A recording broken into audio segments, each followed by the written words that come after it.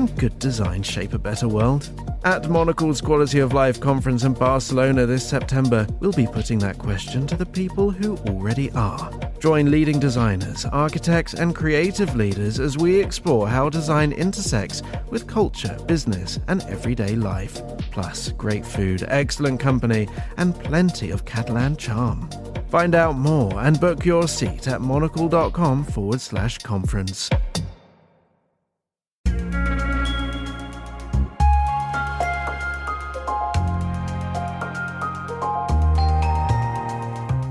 This is Monocle on Design Extra.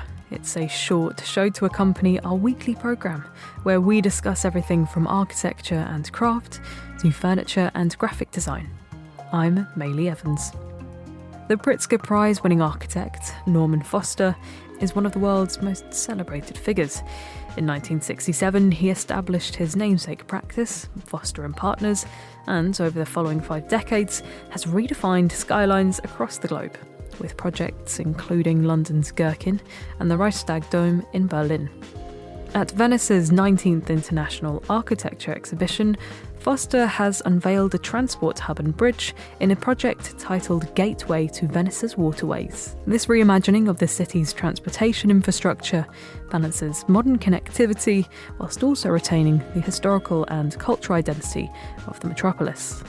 A biomorphic structure is inspired by the lightweight technology found in modern sports car design, a nod to the collaboration between car manufacturer Porsche and the Norman Foster Foundation.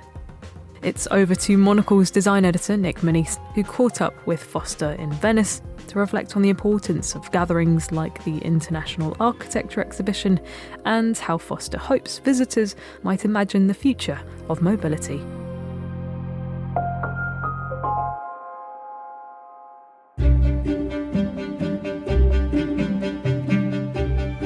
I think Venice is an interesting catalyst. Perhaps events provoke responses. The Biennale is certainly in that tradition, and the birth of many of those pavilions go back into the early 20th century. I remember being at a gathering in Aspen, Colorado, and one of the participants was McCready, who invented for glider pilots something called the McCready Ring. I remember complimenting him on the achievement of his man-powered flight, and he sort of wagged his finger and said, what we should be talking about is somebody called Kramer, because Kramer set the challenge, and if he had not set the challenge, we would not have responded by demonstrating the first man-powered flight, and then eventually, of course, the solar-powered flight and the cross-channel flight.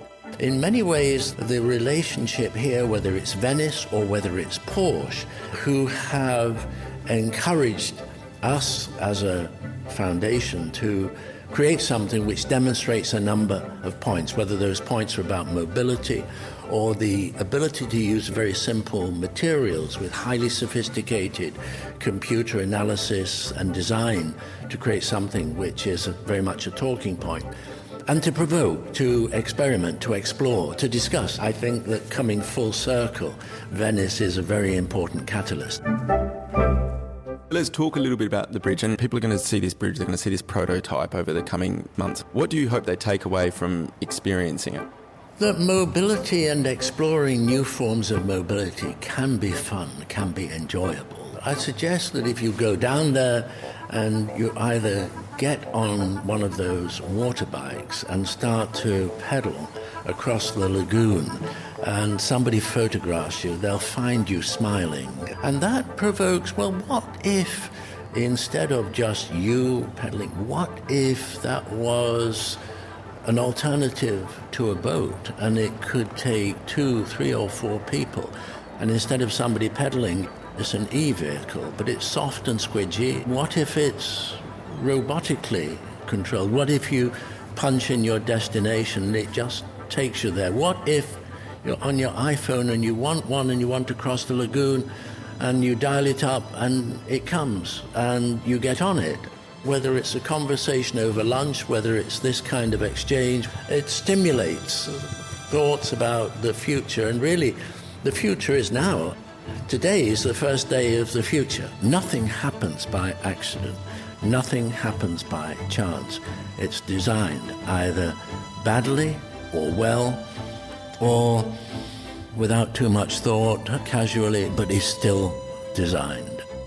And we know that we can improve the quality of all of our lives through good design.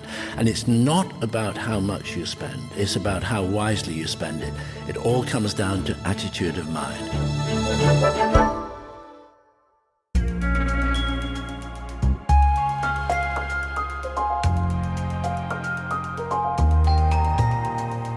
Norman Foster there in conversation with Monocle's design editor, Nick Venice.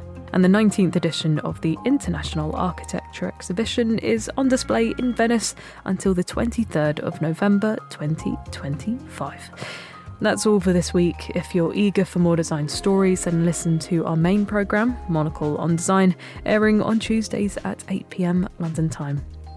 Or if you prefer print, you can pick up a copy of Monocle magazine, available on all good newsstands now. Today's episode was produced by me, Maylee Evans. Thank you very much for listening.